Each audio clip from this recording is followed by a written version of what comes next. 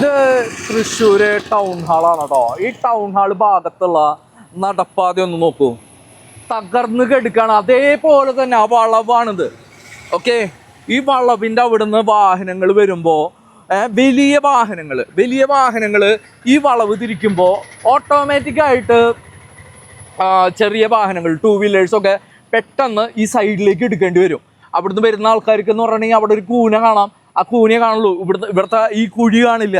ഓട്ടോമാറ്റിക്കായിട്ട് വളയ്ക്കുമ്പോൾ എന്തുണ്ടാവുക, ഇത്രയും അടിയിലേക്ക് വണ്ടി വീഴും, അപകടം ഉണ്ടാവും. ഇവിടെ ഹെൽമെറ്റും ഈ പറയുന്ന പോലെയുള്ള കാര്യങ്ങളൊന്നും വെക്കാത്തതിന് ഫൈൻ ഈടാക്കുന്നുണ്ടല്ലോ. ഈ പറയുന്ന പോലെയുള്ള തെറ്റായിട്ടുള്ള കൺസ്ട്രക്ഷൻ ഇതങ്ങോട്ട് ഇങ്ങോട്ട് ചേർത്തി ഒന്ന് അടുപ്പിച്ച് ടാർ ചെയ്തിരുന്നെങ്കിൽ ഈ പ്രശ്നം അനുഭവിക്കില്ല. അപ്പോൾ ഇതൊക്കെ തെറ്റായിട്ട് നിർമ്മിച്ചിട്ടുള്ള ഇതുപോലത്തുള്ള നിർമ്മിതികൾക്ക് ജനങ്ങളായിരിക്കും ഫൈൻ ഈടാക്കും. ഈ പറയുന്ന ജനങ്ങളുടെ ജീവനും സ്വത്തും അപഹരിക്കുന്ന രീതിയിൽ ഈ പറയുന്ന ഈ വളവ് നോക്കൂട്ടോ. ഈ വളവിൽ ഇതുമേക്ക് കയറി കഴിഞ്ഞിട്ടുണ്ടെങ്കിൽ അപകടം നോക്കും. വളവിൻ്റെ അവിടെ വലിയ വാഹനങ്ങൾ വരുമ്പോൾ 2 വീലർ ഇങ്ങനെ എടുക്കേണ്ടി വരും.